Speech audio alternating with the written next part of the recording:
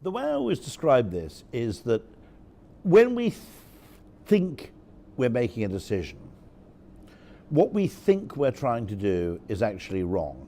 We think we're trying to buy the best thing we possibly can buy for the money available. And we think the decision's as simple as that. In reality, what we're doing is we're asking at least two questions. How good is this purchase or decision likely to be on average? But we're also asking a second question, at least a second question, what's the worst that could happen? So in making a decision, we're keen not only to optimize the average outcome, but to minimize the variance, in particular the downside variance. And I always refer to this as there's part of our brain that wants to go to a Michelin-starred restaurant, and there's part of our brain that wants to eat at McDonald's. Now, I don't mean literally part of a brain, this is just a metaphor, okay?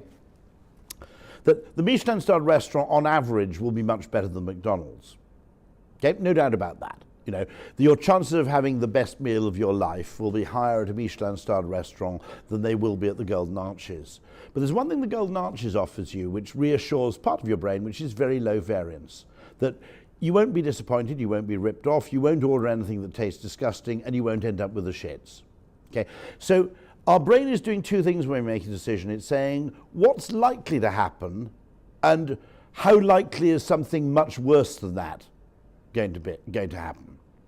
Now, when you understand that, first of all, you understand brands. A large part of the reason why we like brands is because they're a guarantee of low variance. They're a guarantee of consistency. If you buy a Samsung television, it may not be, the Samsung name can't guarantee that everything Samsung makes is going to be the best thing you can buy. But the Samsung name is a very reliable guarantee of non-shitness.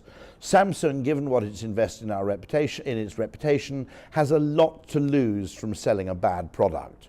And it has a lot to gain and to retain from investing properly in quality control. That isn't true of a manufacturer you've never heard of. But here we get a bit more interesting, because along with brand preference, there are lots of other things that humans instinctively do because they minimize variance. Two examples, one of which is habit. I've done it before, it's always been okay, I'm going to do it again. Okay. I'm 53, I like going on, I'm not like my children, I like going on holiday to places I've been before, because I know they're going to be okay and I'm going to have a pretty good time. Okay. So habit is a good way to reduce downside variance risk. The other one is social copying. And these are kind of heuristic devices which we've evolved a preference for because of their value in reducing the chance of catastrophic downside. The other one, of course, is social copying. I'll give you a very simple example of where social copying is perfectly rational and intelligent. Once you understand that what people are trying to do is reduce downside variance. Let's say in a week's time you had to move to Jamaica. Before you'd even moved there, you had to buy a car for some weird reason. Okay?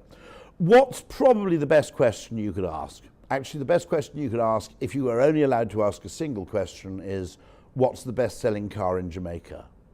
Now, that doesn't guarantee you'll have a perfect car for you and your family, but it does guarantee one thing, that the best-selling car in Jamaica is highly unlikely to be a terrible car to own in Jamaica. If loads and loads of other Jamaicans who know Jamaica a lot better than you do have already bought that car, there's probably a pretty good reason why it's so popular. Now, that doesn't guarantee it's perfect, but it does guarantee it's highly unlikely to be a crock of shite.